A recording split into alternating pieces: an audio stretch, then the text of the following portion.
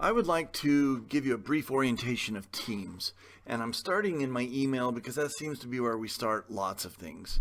So I'm going to go over here to the waffle up in the upper left hand corner and click on Teams.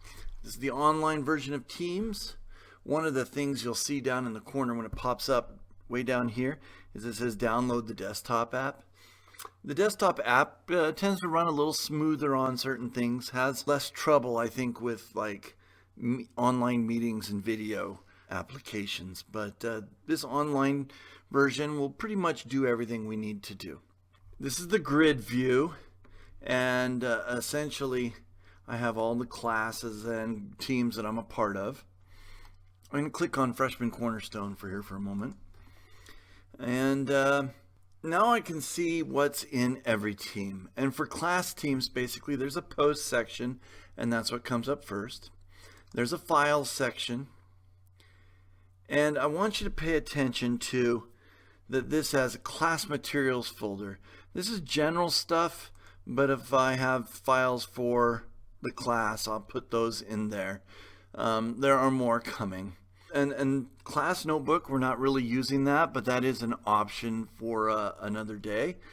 Assignments. Currently, here's all the assignments that you can make up in Teams. And if you click on one of these, it'll give some instructions, it'll have some resource files, and what you need to do this assignment. I'm going to skip over grades. That basically after the assignment is done, if it didn't get graded automatically completely, then I will manually grade the assignments and then put the grades in on the grades folder. Finally, I put up a Cornerstone video thing. This is a YouTube channel. I'm at school, so apparently the school is having an issue with me opening that. You should be able to open it as at home, but even so, if you want to, you can come over here in the corner. It says go to website, and if you go to the website, here's the playlist for YouTube for Freshman Cornerstone.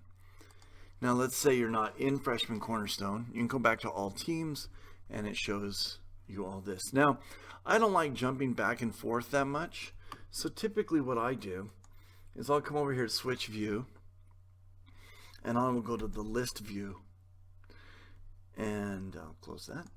And so what I see is all my teams are over here all the time, and it's a smaller window, but it's still big enough. If I go to office hours, essentially office hours is not for any particular class. This is for all my classes.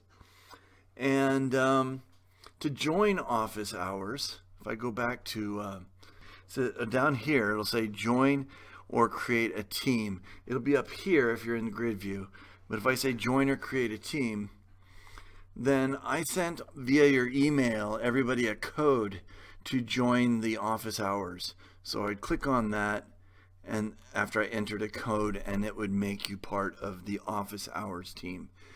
Basically all I use office hours for is video chat meetings and chat room meetings, etc. for class.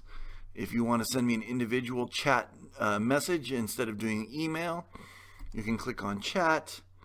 And I was recently talking to Mr. Gerard, but if I search by name, you can look up Ward Lane and leave me a chat that way. If you want to look at just your assignments, you can go to assignments and have your classes, and then it'll tell you what assignments you have, just like we did before with the other tab. Calendar would say what time you have meetings with various classes.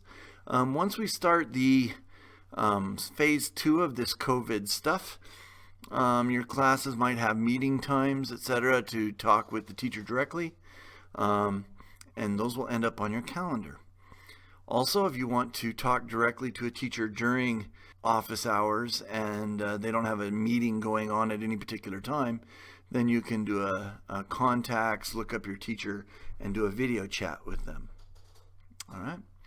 So in a nutshell, that's a quick overview of Teams, and that should be able to get you through the basics of this online schooling stuff.